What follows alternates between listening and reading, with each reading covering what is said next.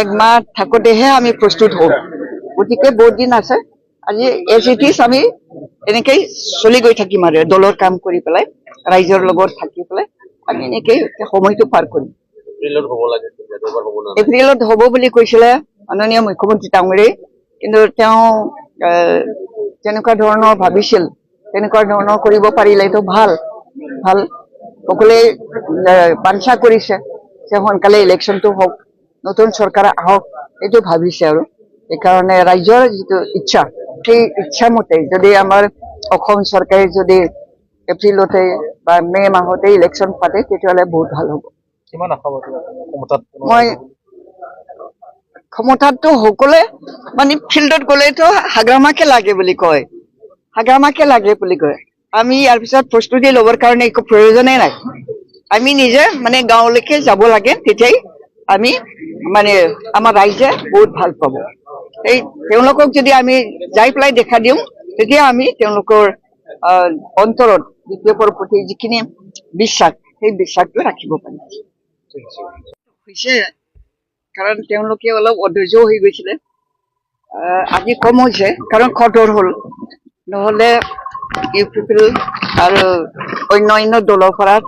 আমাৰ দলত যোগদান কৰিবৰ কাৰণে বহুত দিন ধৰি পেলাই আলোচনা কৰিছিল বহুত দিন আলোচনা কৰাৰ পিছত সোনকালে নোহোৱাৰ কাৰণে তেওঁলোকৰ মনো ভাগি গৈছিলে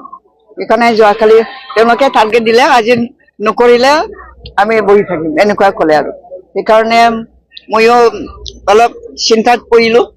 তাৰপিছত প্ৰকাশ বসুমতাৰীক মই মানে হাগ্ৰামা মহিলাৰ তাত পঠিয়াই দিলোঁ তেওঁ আলোচনা কৰাৰ পিছত মোৰ লগত যোগাযোগ কৰাৰ পিছত আজি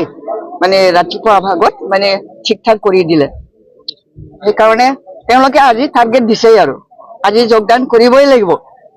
নহ'লে আমি বহি থাকিম আমি একো কাম নকৰোঁ এনেকেই কৈছিলে আৰু